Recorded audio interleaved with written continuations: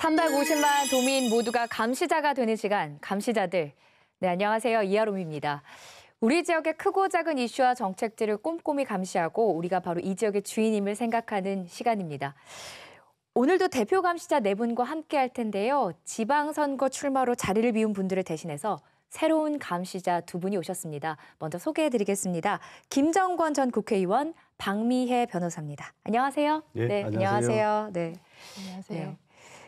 시청자 여러분 좀 낯이 익으실 것 같은데요. 지금 화면 보시고 이 사람 요즘 뭐하고 지내지? 이렇게 궁금하실 것 같습니다. 근황 토크라 그러죠?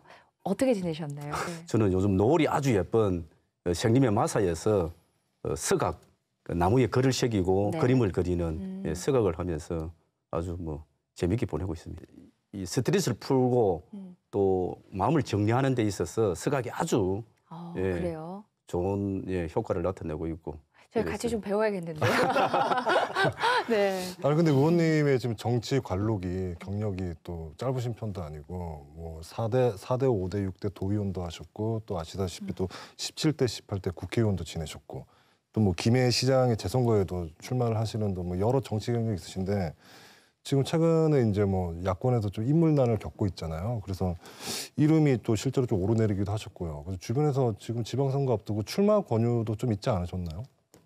전혀 없지는 않습니다만은 제 의지가 확고하고 또 지난 몇 년 동안에 제가 걸어온 이력을 보면서 너무 앞만 보고 달려왔다 이런 생각이 듭니다. 그래서 정치를 하지 않고도 인간 김정근이가 사람들을 어울려서 잘 살 수 있겠다 이런 생각이기 때문에 정치에 대한 생각을 버리고 있습니다. 또 모르면 또 조만간 앞을 보실 수가 또 있을까요?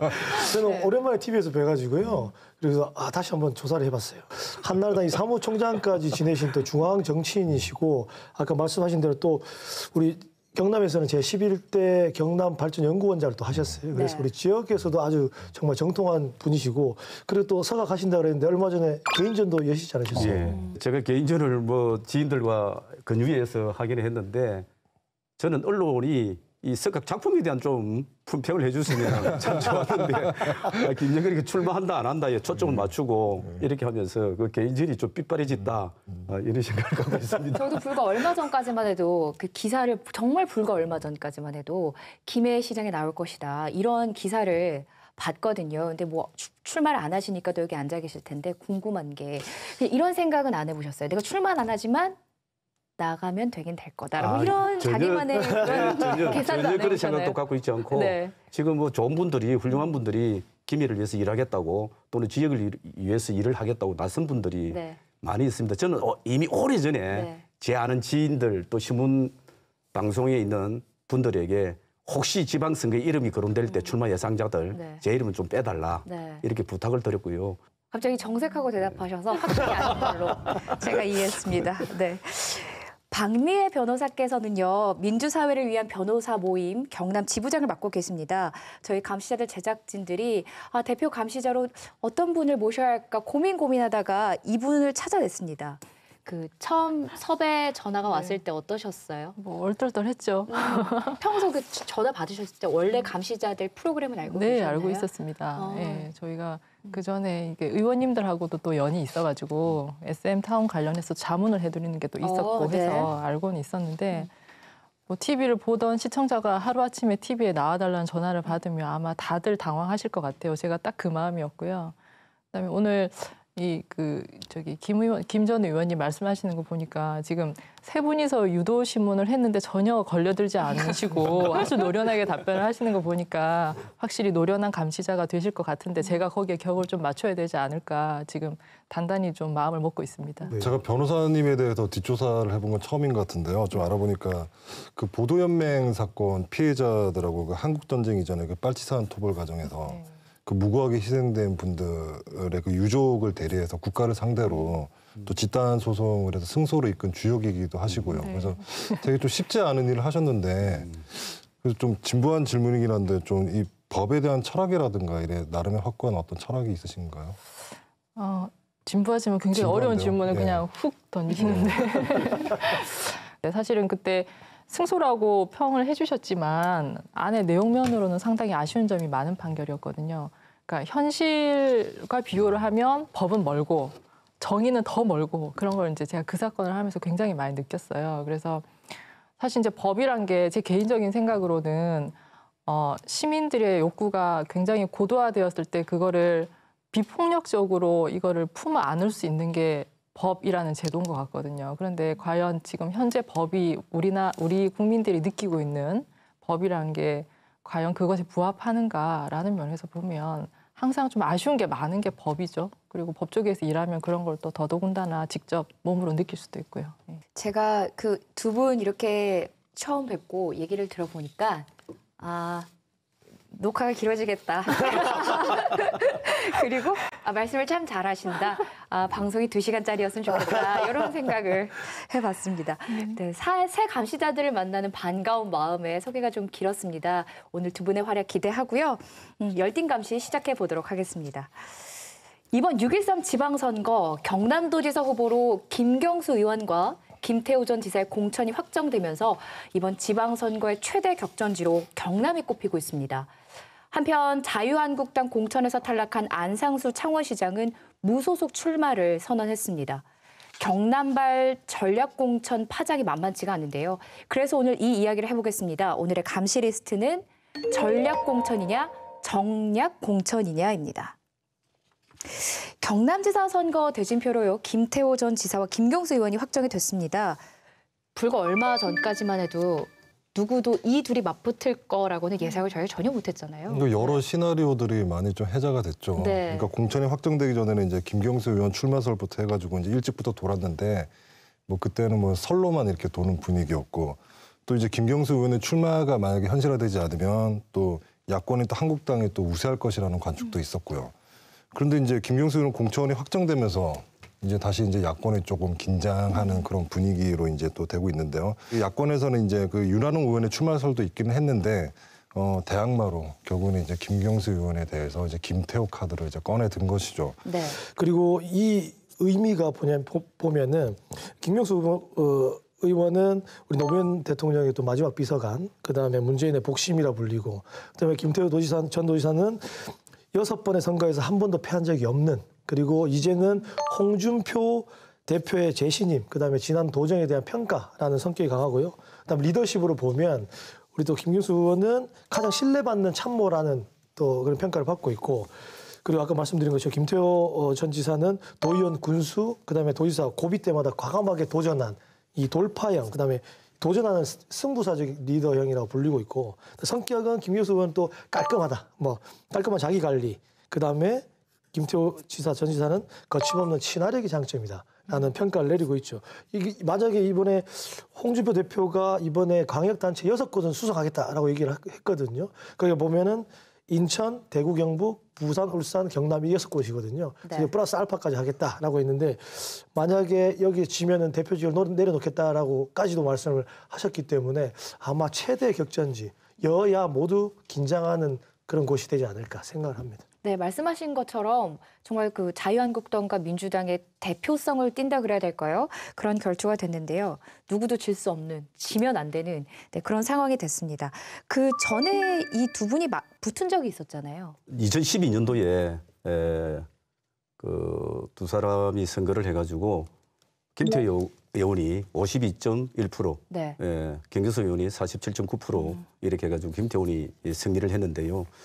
김태호 의원이 이미 앞서 말씀드린 바와 같이 거창군수 또 도의원 두 분의 경남지사를 거친 상당히 이제 중진급 정치인이라고 한다면은 김경수 의원은 노무현 대통령 연설 비서관으로서 좀 정치 신인이었습니다. 네. 그럼에도 불구하고 박빙의 선거를 갔다는 것은 상당히 놀라운 결과가 나타났고, 오히려 20대 선거에서는 김태호 의원이 출마를 하지 않았습니다. 출마 안 했던 이유는 본인은 다른 이유를 댔습니다만 김해 지역에서 사람들이 이야기할 때는 이틀 매치 했을 때는 김태호 의원이 도저히 이길 수 없는 선거였다. 그래요. 그 선거 결과가 아마 20대 총선에서 김해 지역임에도 불구하고 김경수 의원이 전국 최다 득표를 얻었던 곳이 이 김해입니다. 그렇기 때문에 지난번 선거의 결과를 가지고 이번 선거에 보는 것은 좀 다르지 않을까 이렇게 느끼는 사람들도 많이 있습니다. 그렇군요. 자, 가장 최근에 치러졌던 대선만 놓고 보면 그 당시에 이제 박근혜 대통령에 대한 탄핵으로 인해서 한 선거임에도 불구하고 경남 지역에서는 당시 홍준표 후보가 0.5%포인트가 더 많이 나왔거든요, 표가. 만만치 않은 지역이에요, 제가 볼 때는. 그래서 자유한국당이 가지고 있는 이제 기본 표심이라는 게 있기 때문에 거기다가 방금 전에 말씀하신 것처럼 김태호라는 중진급 의원이 왔고 그래서 만만치 않은 박빙승부가 될 수가 있다. 그래서 굉장히 사실은 또 유권자 입장에서는 보는 재미가 있는 관전의 재미가 있는 선거가 되지 않을까라고 생각이 되네요. 네. 경남 지역은 전통적으로 이제 보수 지지층이 많은 그런 지역입니다. 그래서 그런지 김태호 전 지사가 며칠 전 출마 선언을 했을 때 경남만은 꼭 지키겠다 이런 말을 했어요. 독일 유학을 준비하다가 이제 당 지도부의 간곡한 요청 때문에 출마를 결심했다라고 이제 그 김태호 전 의원이 밝혔는데요. 그 밝혔던 출마 선언의 요지의 그 내용을 보면 지금 보수가 벼랑 끝에 서 있고 대한민국의 땅이 한쪽으로 너무 기울어져 있다고 이렇게 표현을 했는데요. 뭐 자업자득이고 아직도 정신을 못 차리고 있다라면서 보수 현재를 또 이렇게 진단을 했죠. 그만큼 이제 좀 되게 결연한 의지를 밝혔는데요. 보수가 망하면 나라도 국민도 불행하고 새도 양 날개로 날 수 있듯이 한 국가도 이제 좌우 균형이 중요하다고 강조를 했는데요. 아무리 미워도 경남만은 꼭 지켜달라고 이렇게 호소를 했습니다. 경남의 오랜 친구 올드보이 김태호입니다. 저는 경남의 아들입니다. 경남의 꿈이 곧 또 김태호의 꿈입니다. 경남을 살려서 대한민국의 경제 신장 다시 뛰게 하고 싶습니다. 김태호 지사가 나올 때 뭐 얘기가 많은데 저는 이런 얘기 좀 안 했으면 좋겠어요. 그러니까 경남의 꿈이 곧 김태호의 꿈. 이런 김태호 정도의 중진 의원급이고 정말 최고위원회 지낸 분이라면은 경남의 최고 아젠다를 좀 전달했으면 좋겠고 이러니까 김문수 그다음에 이인재 올드보이가 기한했다 3인방 이렇게 얘기를 하지 않습니까? 하긴 뭐 저는 경남에 치면은 자유한국당에 엄청난 위기가 온다는 것을 알고 있기 때문에 이렇게 했다고 하지만 좀 더 큰 그림을 조금 보여줬으면 하는 그런 바람이 있습니다. 네, 방금 말씀하신 것처럼 올드보이의 귀한 뭐 이런 얘기 해주셨는데 바라보는 시각이 참 다양하더라고요. 썰도 많고요. 그런데 한편에서는 김태호 전 지사가 출마를 해서 그래도 이 선거가 좀 승산이 있겠다라고 반기는 분들도 꽤 많거든요. 의원님께서는 어떻게 보세요? 올드보이 기한이라는 것은 자유한국당의 인물 부재를 반증하는 거고요. 한국 정당사에 많은 일을 겪어왔습니다마는 국민적 분노를 일으키는 사건이 일어난 이후에는 어느 정당이든 간에 자성하고 성찰하는 모습을 국민에게 보여주었습니다. 자유한국당이 전신이었던 신한국당에서도 차태기 정당이라든지 또는 노 대통령의 탄핵 이후에 국민적 공분이 일어나자 천안원에 있던 그 천안연수원을 파묘해가지고 헌납을 하고 네. 또 청각 당사도 가고 그런데 자유한국당이 탄핵 시에도 전혀 몸으로 저항도 하지 않았고 몸으로 저항하지 않았다는 것은 명분이 없다는 거 아니겠습니까? 그런데 지금 와서도 성찰과 반성이 없으니까 괜찮은 사람들이 아무리 영입을 제의해도 오지 않는 거죠. 인물이 없으니까 과거에 지사를 지냈던 사람들이 다시 귀환하면서 이제 내세울 수밖에 없는 인물 부재 현상이다. 저는 그렇게 보고요. 그게 그렇게 성공하기가 쉽지 않을 거다. 오히려 그렇게 전망을 하고 있습니다. 그러니까 명분이 없습니다. 이번에 서울시장에 나올 때 김문수 후보가 엊그제 나온다고 했을 때 한 기자분이 이제 그 간담회에서 물어봤죠. 아니 대구에서 뼈를 묻겠다고 해서 대구시장을 나갔는데 왜 다시 서울시장으로 나오시냐? 라고 하니까 김문수 전 지사가 한마디 했습니다. 죄송합니다. 라고. 그러니까 우상 원내대표는 뭐라고 했습니까? 대구에 뼈를 묻겠다고 했는데 살만 가져왔냐. 이렇게 얘기를 하시잖아요. 그러니까 명분이 없는데 그 명분 나와서 이렇게 저도 24년 동안 네? 그 고시 공부도 하고 애들도 놓고 이렇게 24년 살았다라고 얘기를 하지 않습니까? 이인재 후보도 마찬가지로 오면서 다 보수의 기치, 가치 이런 것만 가져오지 않습니까? 충남이 현안이 얼마나 많은데요. 그러니까 이런 것들 올드보이에 대한 이런 가치, 명분이 좀 부족하다는 말씀을 드리는 거죠.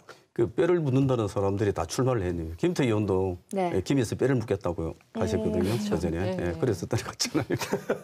그 올드보이 기환이 다 보면 지명도는 굉장히 높으신 분들이시잖아요. 다 알죠. 인지도는 다 높은데 이제 바로 다음 질문으로 넘어가서 그러니까 그 인지도가 이제 우호적인 인지도냐, 이미지가 과연 이제 일반 유권자들한테 어떤 이미지로 남아 있느냐, 사실 그것이 중요한데 그 다음 질문까지는 자유한국당에서 생각하지 않으신 것 같아요. 아니면 예서 외면하시는 건지는 모르겠는데.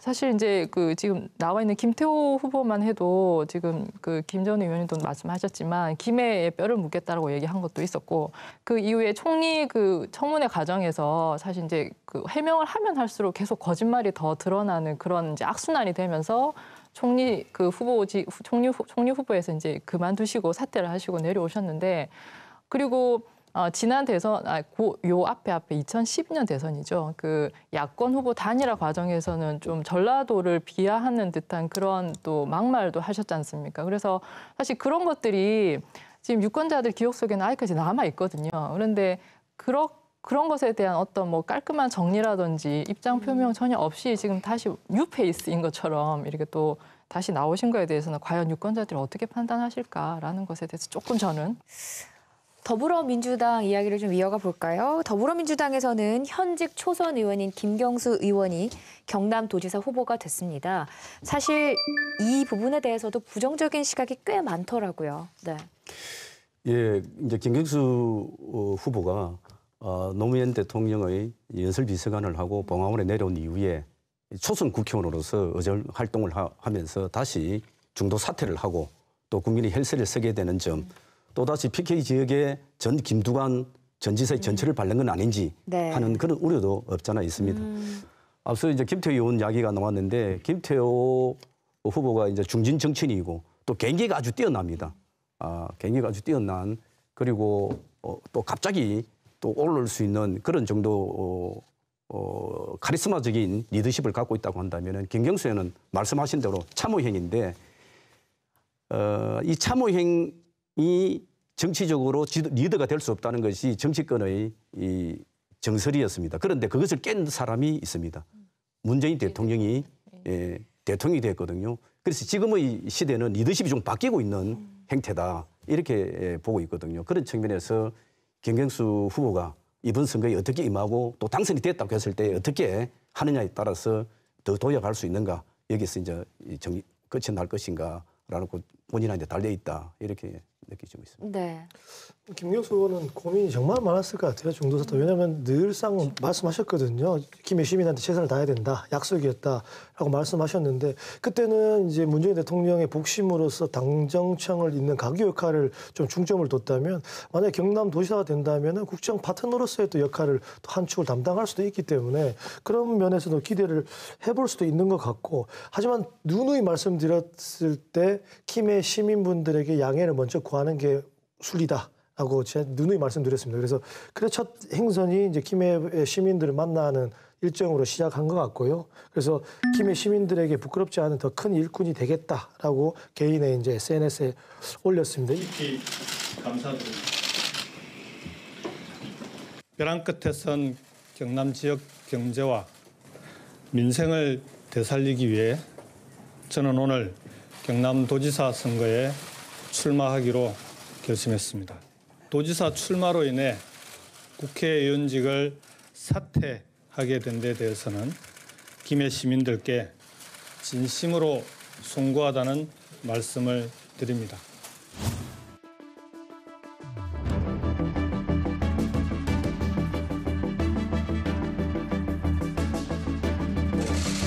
이렇게 무리한 대선을 위해서 악의적으로 정부를 비난한 사건, 지난 대선 공천 전에 충분히 확인도 하지 않은 채 보도가 나간 것은 명백히 악의적 명예훼손입니다.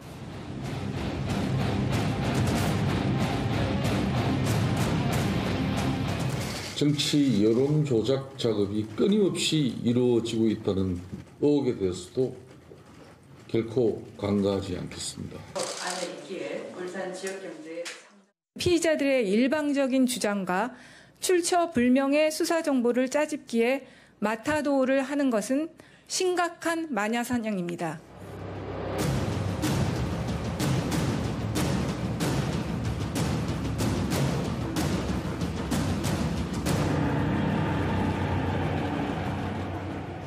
전략 공천이다 보니 당연히 반발이 뒤따랐겠죠. 당선 가능성이 높은 후보를 밀어주다 보니 그 과정이 공정하지 못했다. 그래서 사실 예비 후보들의 억울함이 많은 기자회견에서 표출이 됐습니다. 이분들 입장을 좀 알아볼까요? 공민배, 권민호 예비 후보 등 이제 민주당 후보들이 이제 단일 후보 추대에 동의해 이제 출마를 접었고요. 네. 근데 반면에 이제 한국당에서는 이제 안홍준, 김영선 예비 후보가 법원에 공천 효력 정지 등 가처분 신청과 또 공천 무효 확인 소송을 냈죠. 공천 신청자들의 그 신뢰를 저버리면 공천 도둑질이라든가 또 대국민 사기극이라면서 이런 표현을 써가며 강도 높게 비판을 했습니다. 이게 사실은 그 선례가 많이 있습니다. 공천 그 무효 확인 소송, 그다음에 사실은 무효 확인 소송을 하면 아시다시피 1심 재판 끝나는 데만 몇 개월이 걸리거든요. 근데 그 사이에 뭐 선거는 끝나버리기 때문에 그것을 본안으로 하지만 그 전에 하는 공천 효력 정지 가처분을 사실은 제일 이제 중점적으로 하고 그거에 따라서 공천이 이제 좌우되기도 하는데 이 선례를 제가 한번 찾아봤어요. 네. 그런데 공천 그 효력 정지 가처분이 인용된 케이스가 거의 없어요.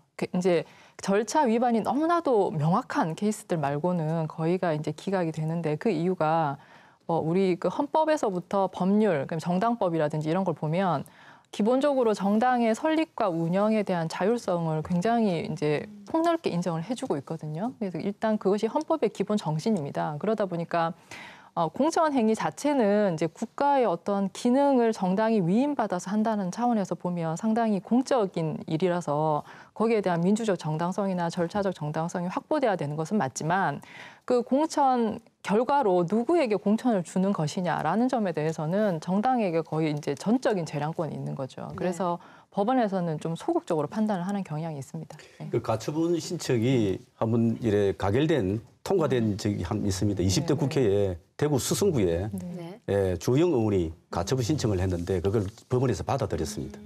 그때는 어떤 경우였던 거죠? 거기 공천 학살이 거기 있었는데 주영 의원이라는 분은 이 공천 신청을 했을 때에 현역 국회의원이었고 다른 신청자가 없었습니다. 경쟁자가 없었는데 해당 사항이 없다라고 하고 완전히 배제를 다시 공모하는 행태를 해가지고 다른 사람을 이래 주는 거죠. 그러니 이양구와의 개인적인 사적인 이 관계가 좀 소원했던 관계고 구청장 선거와 관련해서 있었던 일이고 또 한편으로는 친박, 진박 뭐 간별사고 좀 하면서 공천 학살이 있었잖아요. 그때 조용을 배제하는 일이 있었는데 그때 조영 의원이 가처분 신청을 해가지고 법원에서 받아들인 적이 있습니다. 그러니까 이런 일은 항상 매번 반복되는 것 같아요. 네. 그 이런 공천 잡음에서 많은 말들이 오가죠. 여러분 이거 기억하시 누구지 아실 거예요. 개가 짖어도 기차는 간다. 우리 전 도지사 누가 한 말씀입니까? 홍준표 도지사. 개는 짖어도 기차는 간다. 개는 짖어도 기차는 간다. 이게 이번에 총선에 임하는 홍준표 대표의 자세입니다. 엊그제 국회에서 이런 말을 실제적으로 앞에서 하셨고요. 그래서 많은 명언을 남겼습니다. 공천 잡음에 대해서. 아군끼리 총질은 안 된다라고 하면서 내부 이제 분열을 경계를 하고 계시고 공천에 반발이 없다면 죽은 정당이다 말씀하시고 공천 잡음은 그야말로 잡음으로 끝난다. 그래서 탈락 후보들에게 다음을 기다려라. 이런 말도 여러 가지 이제 명언들을 많이 남기고 있는 상황입니다. 근데 의원님 다음을 기다려라 그러면 진짜 기다리면 뭐가 옵니까? 해보셨습니까? 네. 뭐 그렇게 올 때도 있죠. 올 때도 있는데 이 공천을 하고 나면은 반발의 강도는 어디는 있습니다. 그럼 그 강도가 심하냐 낮으냐는 그 공정이 어느 정도 보편 타당적으로 일반적으로 봤을 때 납득이 갈 만한 공정성이 좀 담보가 됐느냐 그렇지 않느냐에 달려 있는데 이번 공천의 대부분이 그런 것들이 공정성이 좀 결여되고 좀 사천으로 보이는 공천이 많이 일어났죠. 김태우 의원이 도의소 공천을 받은 것도 보수의 결집이라는 명분을 썼지만 실제로는 창원에 조질래 후보가 창원시장에 이제 공천을 주면서 창원 지역 전 국회의원들이 반발이 있었고 당원들이 이 탈당의 움직임이 거대하게 일어나자 이것을 무마하기 위해서 자기의 정적으로 보이는 김태호를 공천을 줄 수밖에 없는 홍준표 대표께서는 당대표 되고 나서는 계속 친박을 좀 정리해야 된다 이런 생각을 갖고 있던 분들입니다. 그런데 올드보이 기한이라 했지만 대부분 다 친박들을 다시 앉힐 수밖에 없었던 것이 이것은 이 보수의 결집이라기보다는 일단 본인의 자리 보존에 대해 더 급급하지 않았는가 그렇게 생각할 수 있습니다. 네. 그 뭐 하향식 묻지마 공천, 뭐 깜깜이 공천, 엉터리 공천, 뭐 전략 공천, 이 선거철만 되면 여기저기서 참 이런 말들이 많이 들리는데요. 저희가 여기서 잠깐 짚고 넘어가도록 하겠습니다. 의원님께 한번 여쭤볼게요. 공천이라는 거는 원래는 어떻게 진행이 되는 겁니까? 원래는. 네. 당헌 당규가 있고 그걸 또 근거로 해서 당이 정당 선거가 되면은 내규를 정합니다. 네. 그 내규 정한 대로만 가면은 공천에 이제 별 잡음이 크지는 않을 건데 그게 계속 이 공천권자의 이제 사견이 이제 개입이 되는 거죠. 당원 당규를 보면 자유한국당이나 더불어민주당이나 뭐 그 지방 선거에서 후보 공천 관련하는 거는 거의 내용은 비슷해요. 그러니까 경선이 원칙입니다. 그러니까 2명 이상의 후보를 선정해서 이 2명 이상의 후보가 뭐 경선 방법은 여러 가지로 정할 수 있는데 가장 대표적인 방법이 권리당원이 절반 정도 참여하고 일반 시민이 절반 정도 참여하는 식으로 하는 그러니까 그렇게 해서 여론조사를 해서 뭐 100%를 맞춰서 누가 더 득표율이 높으냐에 따라서 이제 공천을 주는 경선이 원칙인데 이제 요 당규나 당원에 보면 이제 그거에 예외 조항들이 있는 거죠. 그러니까 단수 후보로 추천을 할 수 있다라거나 아니면 뭐 우선 추천 지역을 정한다라거나 내지는 또 그런 것도 있어요. 당 대표가 이제 전체 TO의 20% 범위 안에서 특별히 또 이렇게 공천을 줄 수 있는 그런 권한들도 있습니다. 막강하죠. 제가 네. 볼 때는 20%면 이제 그런 여러 가지 예외 조항이 있는 그 사안들에서 항상 이런 잡음들이 발생을 하는 거고 그리고 물론 이제 당의 입장에서 보면 예를 들어서 당선 가능성이 너무 없는 지역에 아예 이제 지원하는 후보도 없다라거나 하는 그런 경우에는 이제 단수 추천을 한다라든지 뭐 전략 공천 이런 걸 할 수도 있겠지만 지금 문제되는 케이스들은 그런 게 아니지 않습니까? 당선 가능성이 높은 지역에 당 대표의 입김이나 아니면 이제 뭐 전략공천위원회에 그 이름을 빌어서 특정인에게 이제 공천을 주는 게 계속 문제가 되는 거죠. 이 엄격하고도 분명한 기준, 공정 원칙이 있어야 되는 거죠, 사실. 그러니까 예비 경선을 해야 되는 거죠, 사실. 왜냐하면 예비 경선 하지 않고 전략 공천하면은 그 나머지 예비 후보들의 상실감과 박탈과 기회를 박탈하는 게 되는 거 아닙니까? 권리를 가지지 못하게 되는 것이고, 그러려면은 전략 공천을 청년들한테 좀 주십시오. 네, 청년들한테 줘서 할 수 있는 기회를 많이 주십시오. 그래서 가산점도 주고 배당도 해주고 막 하지 않습니까? 그 당원 당규는 굉장히 잘 되어 있어요. 그러니까 어디에나 당원 당규만 보면 굉장히 이상적인 모습이 나타나거든요. 그러니까 소수자, 여성이나 이제 그 방금 말씀하신 청년이나 아니면 정치 신인이나 이런 그 정치적 소수자에 대해서 얼마나 공천을 주느냐를 보면 그 당원 당규가 거의 반영이 안 되고 있는 거죠. 예. 근데 예비 경선을 해도 문제입니다. 청년들의 입장에 저는 있기 때문에 예비 경선을 해도 전화 여론조사 시작하는 순간부터 돈이 엄청나게 많이 들거든요. 예비 경선 단체 문자를 한 번 전화로 뿌리는데 수백만 원입니다. 그 여러 번 뿌려야 되거든요. 근데 거기서 또 지게 되면 또 빚을 또 지게 되는 거고요. 예비 경선 때라도 돈도 다시 안 돌려줘요. 그런 문제들이 여러 가지가 많더라고요. 그러니까 전략 공천이나 이런 것들 모든 예비 경선 때 공정 원칙과 기준이 있어야 되는 거죠. 그걸 좀 지켜줘야 되는 것이죠. 강기태 씨가 평소에 감시자들에서 뭐 하동군수 되고 싶으시다고 여러 번 말씀하셔가지고 저는 초등학교 때부터 하던 벌써 좀 조사를 해보셨네요. 네. 네, 알겠습니다. 그 의원님께서는 현역 의원일 때 공천 심사에 직접 참여를 해보신 적이 있으시다면서요? 예. 네, 어떠셨어요? 제 정치적으로 상당히 또 제가 이래 내리막길로 오게 됐던 김해 시장 선거에 그런 경우가 있었습니다. 한 번은 공천을 주는데 이분이 돈을 쓰면서 한번 100만 원인가 써가지고 한번 있었던 일이 있는데 그분을 제가 공천을 주고도 바로 제가 기자회견을 하고 후보자를 바꾼 적이 있습니다. 예. 반발이 엄청 났겠네요. 예. 바꾸면서 당선된 분이 이제 현역 시장인데 이분을 이제 다시 재선할 때 또 비슷한 일이 생겼습니다. 그래서 또 공천을 안 주고 다른 사람한테 주게 됩니다. 예, 거기서 이제 큰 항의를 받게 되고. 그래가지고 내가 나무를 좀 하면서 마음을 다스려야겠다. 너무 그 과정에서 스트레스가 심하셨을 것 같아요. 그죠? 얼마나 참. 근데 반대로 또 편해질 수도 없고. 여러 번 출마를 하셨으니까 반대로 또 공천 심사의 대상도 여러 번 되셨잖아요. 그렇죠. 그래서 저는 개인적으로 기억에 남는 게 예전에 좀 전에 얘기하셨는데 김해 그 시장 재선거 때 그때 도당에서 이제 공천 심의위원회 이제 후보들 막 참석하잖아요. 그때 제가 김준근 의원이 되게 긴장하에 계신 거를 제가 봤거든요. 근데 그 순간에 또 직면하면 본인은 되게 또 긴장이 되잖아요. 그 그렇죠? 긴장이라는 것이 지구당 위원장이 이제 내정한 사람이 있었습니다. 그러니까 여론조사에서는 5명의 후보자가 있었는데 4사람 여론조사와 제하고 이 여론조사를 하면 같이 나옵니다. 그리고 당은 당규에도 그렇고 내규도 그렇고 10% 이상 차이가 나면 1차 후보가 끝나는 겁니다. 그런데 더블 스코어가 났는데 예. 그럼 공천을 줘야 되는데 이제 재배제하는 투표를 또 했습니다. 그것도 부결되니까 다시 이제 2사람만 올립니다. 그러면은 통상적으로 여론조사 결과는 발표를 안 한다 하더라도 1위, 2위 순서대로 부르거든요. 또 거꾸로 부릅니다. 예, 거기서 제가 또 항의를 합니다. 이러면 언론들이 이 여론조사가 제 정치 경륜으로 봐서 당연히 1위가 놓여야 되는데 2위로 된다면은 민심이 또 다른 쪽으로 쏠리게 될 수도 있지 않습니까? 거기에 대한 항의를 하는데 그것도 받아들이지 않습니다. 공천 끝나고 내가 도당이 문을 부숴버렸는데 어느 누구도 거기에 대해서 이를 못 달고 그분들에게 양심이 있으면 이야기를 좀 해달라 라고 이야기를 했는데 적어도 나무를 심사한다는 데 들어간다고 한다면은 그런 용기와 정의감과 의의는 있어야 된다. 저는 그렇게 생각합니다. 자연스럽게 창원시 얘기를 좀 이어가 보겠습니다. 안상수 창원시장이요 공천에 탈락하면서 무소속 출마를 선언했습니다. 예견을 많이 했었죠. 무소속으로 나올 것이다. 지금 한국당 입장에서는 이제 인구 100만 내외 대도시를 기준으로 그러니까 중점 전략 특별지역 5곳에 전략 공천을 이렇게 했는데요. 그중에 이제 창원시장 후보의 조질래 후보를 공천을 했죠.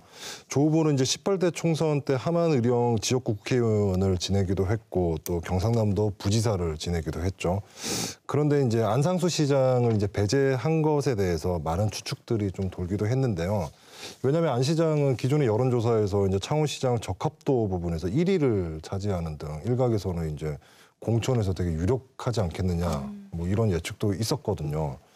그래서 결국 이제 안 시장도 이런 결과에 이제 불복을 하고 이제 반발을 했는데요. 이제 무소속으로 출마한다고 밝혔죠. 당선 후에는 이제 물론 당으로 돌아가겠다 입장을 밝혔는데 안상수 시장님 이름이 상수시잖아요. 근데 이제 변수가 되셔가지고 한국당에게는 이게 뭐 큰 변수가 될 수도 있는 거죠. 앞으로 이제 이거 좀 상을 지켜봐야 하는 상황이죠.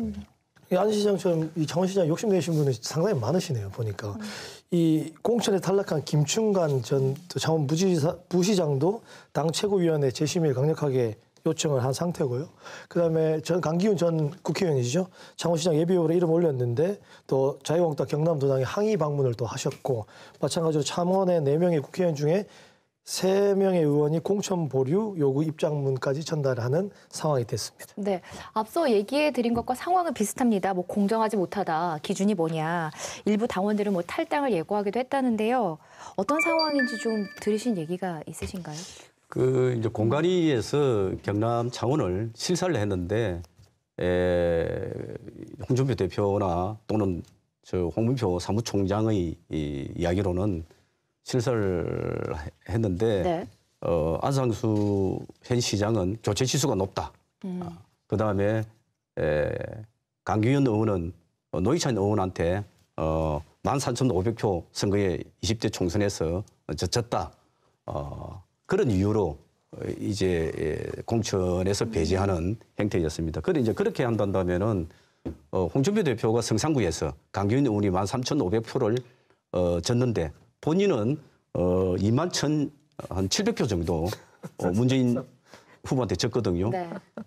잣대가 좀 안 맞다. 그렇게 볼 수 있고 또 조질래 후보는 조현영 의원하고 경선에도 통과 못했던 사람입니다. 그리고 또 창원이 지역도 아니고 그래서 이것은 안상수 시장과 강기훈 전 의원의 공천을 배제하기 위한 논리를 만들어낸 것에 불과하다. 이렇게 느끼고 그렇기 때문에 강기훈 의원이나 안상수 시장이 또는 그를 지지하는 사람들이 크게 공분을 일으키면서 탈당을 하겠다라고까지 나서게 됐다. 이렇게 봅니다. 김충관 전 그 부시장님이 그 기자회견하면서 이런 말씀하셨어요. 조질래 후보도 19대 총선에서 실패한 인물이고 그다음에 창원시에서는 인지도가 굉장히 낮다. 그리고 현재 경남 테크노파크 인사청탁 문제로 경찰 수사를 받고 있지 않습니까? 그리고 이런 걸 그 공간에서 몰랐을 리가 없는데 이건 깜깜이 심사를 했거나 고의로 누락시킨 거 아니냐라고 이렇게 굉장히 강하게 어필을 하셨어요. 그 지금 인지도는 방금 전에도 얘기가 나왔지만 창원시장 적합도 여론조사에서 안상수 시장 같은 경우에는 한 20% 정도가 나왔고 반면 조준래 후보는 1.3%가 나왔거든요. 굉장한 차이죠. 이런 분에게 이제 이 엄청난 인지도 차이를 뛰어넘고 공천을 주셨기 때문에 이 공천 아니고 사천이다 이런 얘기가 나올 수밖에 없는 상황이죠. 근데 그런 얘기도 있어요. 그동안 뭐 홍준표 대표와 안상수 시장의 대립각을 생각해 보면 예정된 결과 아니었느냐. 안상수 시장 공천을 못 받을 것이다 이런 얘기를 참 많이 나눴었잖아요. 그러니까 대표적으로 이제 그 두 분이 현안을 보면은 이제 뭐 창원시 현안의 로볼랜드 사업이라든가 또 이제 안 시장이 아주 적극적으로 추진했던 광역시 승격에서 아주 이제 첨예한 입장차를 보였죠. 두 사람은 이제 계속 갈등을 빚어왔는데요. 그런데 이 두 분을 보면 또 같은 경남 출신의 또 검사 아시다시피 검사 출신 선후배 사이이고요. 그리고 이 두 사람의 갈등의 시초가 지난 2010년도에 그 한나라당 대표 경선 때 안 시장이 홍 대표를 이기면서 이때부터 좀 본격적으로 사이가 틀어진 게 아니냐라는 그런 설도 있죠. 홍준표 대표가 본인이 자주 쓰는 말이 독고다이다 이런 말을 쓰잖아요. 그래서 실제로 안상수 이제 창원시장 같은 경우는 법조계 선배이거든요. 그런데 홍 대표는 정치권 내에서 이제 이 아뢰오가 없는 그런 분위기입니다. 근데 정치인들이 이제 공인이니까 대외적으로 본인의 이미지 때문에 좀 거칠게 표현할 수도 있는데 사적으로 이제 따로 만나서는 그래도 좀 예우를 하고 좀 그러지 않나요? 그러니까 공적인 모습과 사적인 모습이 좀 다르지 않을까 싶은데 어떻습니까? 안상수 대표는 좀 피하죠. 오히려 이제 이 국회 내에서도 선배이면서도 이제 홍 대표가 불독처럼 이제 달라드니까 오히려 좀 피하는 그런 행태고 사적인 교류도 거의 뭐 없는 상황이라고 봐야 되는 겁니까? 두 분 다 뭐 술은 별로 좋아 안 하는 분이고 그래서 크게 뭐 이래 만나고 진지하게 하는 그런 경우는 별로 없었던 거로. 지금 탈당을 하고서라도 무소속으로도 출마하시겠다 이렇게 지금 선언을 하셨잖아요. 안상수 시장께서. 사실 이제 또 뭐 당원 당규상으로는 탈당하지 않은 이상은 출마가 불가능한 상황이죠. 배수의 진을 치신 거라고 보이는데 거기에 대해서 그 홍준표 대표가 SNS에서 바로 답을 해주셨어요. 공천을 비난하면서 무소속 출마하는 경우는 많지만 성공하는 경우는 드물다. 바로 이렇게 받아치셨거든요.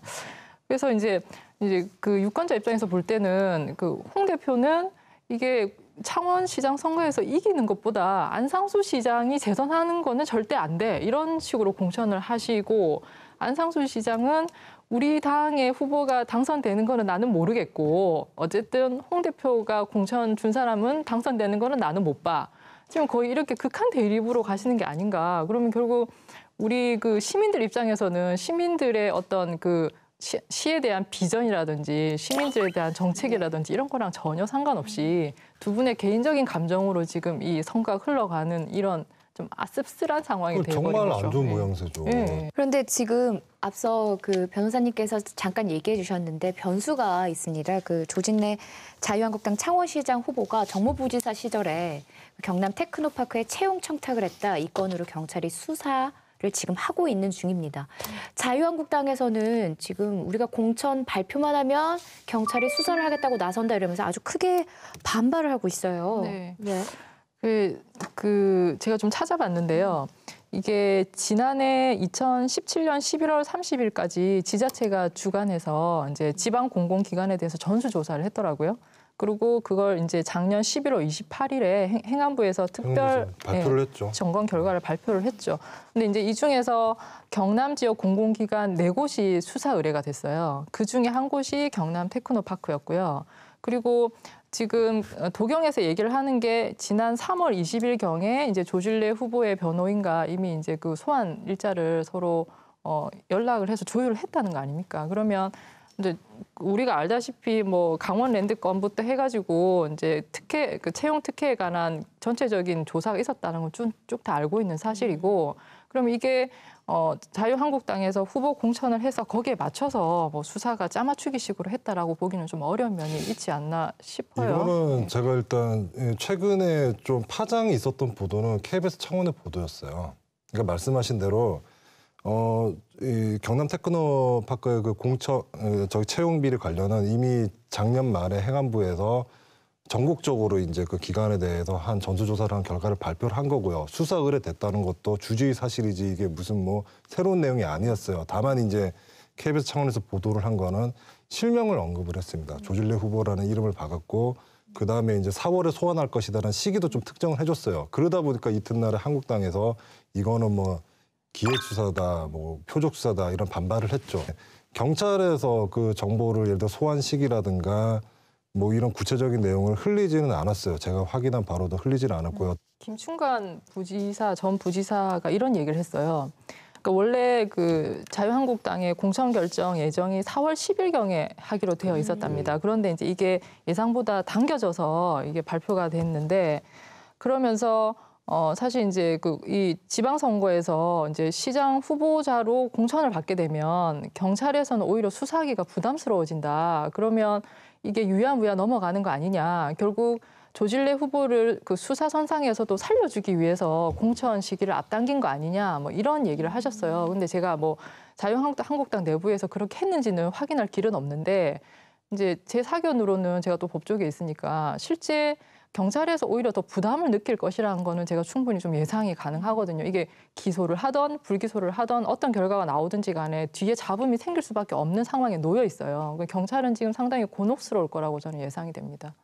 그러니까 시민들 반응은 좀 이런 두 가지 반응이 있는 것 같더라고요. 그러니까 한국당 입장에서는 지금 경남지방청뿐만이 아니라 이전에 울산지방청도 한번 시장 비서실 압수수색 가지고 반발을 했죠. 그러니까 왜 공천만 확정이 되거나 공천만 유력해지면 수사에 들어가느냐. 또 이런 반응이 있고요. 또 한편에서는 왜 꼭 수사에 들어가는 사람을 공천을 주느냐. 이런 반응이 있는 거예요. 관점에 따라서. 네. 그렇겠네요. 그 창원시장 공천은 그 홍준표 대표 말대로 잡음으로 끝날지 참 궁금한데요. 공천이 확정되면 뭐 재심의, 재논의 아니면 경선 요구 이런 것들이 사실 지금 예비 후보들이 하고 있는데 가능성이 있는 얘기인가요? 거의 뭐 없다고 보면 되겠죠. 더더구나 홍 대표가 자주 쓰는 말, 개는 지수도 귀찮은다. 근데 아무리 반발해도 그대로 간다. 네. 그리고 뭐 공천에 대한 반발은 없으면은 오히려 죽은 정당이다. 이 이야기 속에서도 그대로 나타나는데 타당 같은 경우에는 이제 상당히 화자가 발생이 됐을 때는 다시 재논의를 하는 경우가 없잖아 좀 있었고 자유한국당에서는 거의 없었던 거로 제 기억에는. 예. 네. 이렇게 되면 뭐 자유한국당이 손해인 거죠. 어차피 뭐 안상수 후보는 뭐 당선이 돼도 다시 돌아온다고 했고 이제 조질래 후보가 나간다고 하더라도 이제 표가 섞일 거 아닙니까? 어차피 보수표가 이제 분산이 될 거고 그러면 어부지리로 좋은 거는 우리 허성무 후보랑 전수직 후보 두 분입니다.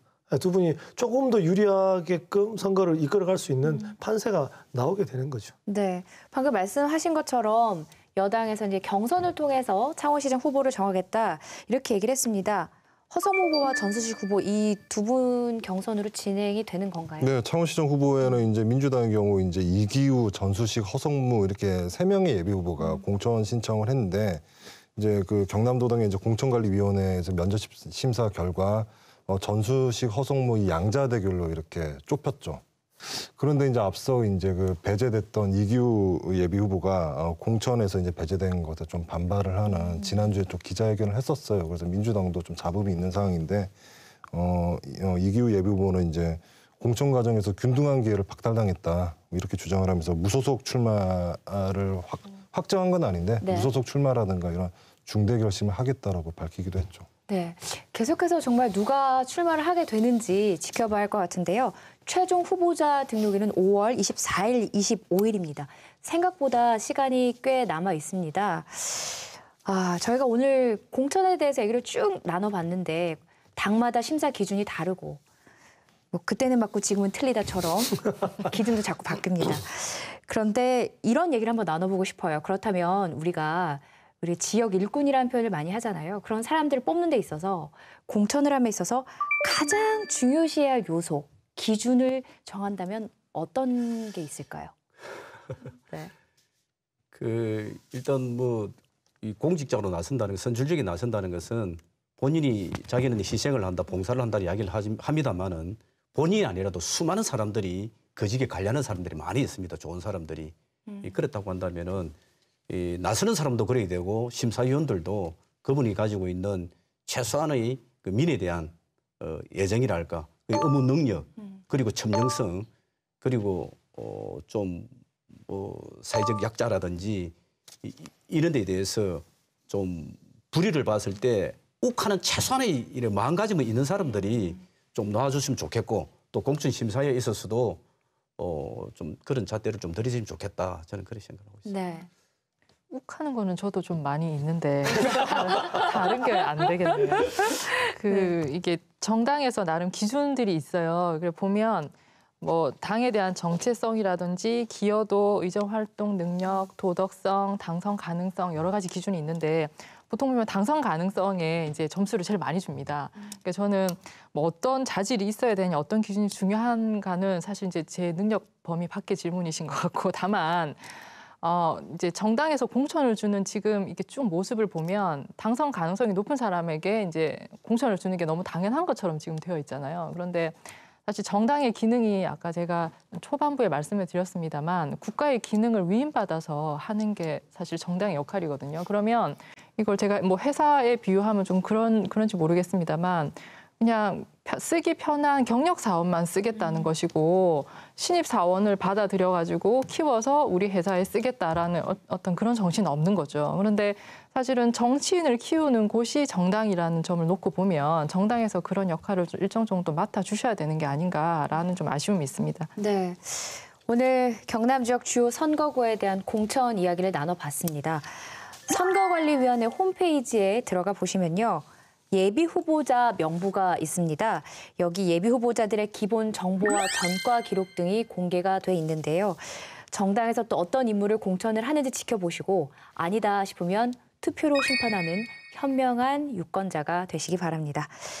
여기서 대표 패널 네 분과는 인사 나누겠습니다. 오늘 열띤 감시 감사드립니다. 고맙습니다. 네. 동네 민주주의라고 들어보셨나요? 이 민주주의라는 것이 거창한 것이 아니다. 우리 동네에서부터 우리들의 문제를 주민들이 직접 민주적으로 해결해 나가자. 이런 의지가 담긴 말입니다. 우리 동네가 더 민주적이고 더 살기 좋은 곳이 되도록 하는 첫 단추는 바로 동네 일꾼 후보를 세우는 공천입니다. 그런데 선거를 앞두고 지역의 문제나 정책은 사라지고 공천이냐 사천이냐, 전략공천이냐 정략공천이냐, 정치에 대한 불신만 키우는 잡음만 가득합니다. 정당에서 먼저 동네 민주주의를 실천할 일꾼을 공천하고 이 후보들이 지방자치, 지방정치의 신뢰 회복을 위해서 정책으로 대결하는 선의의 경쟁을 펼치길 기대해 보겠습니다. 350만 도민 모두가 감시자가 되는 날까지 감시는 쭉 이어집니다. 시청해주신 여러분 고맙습니다.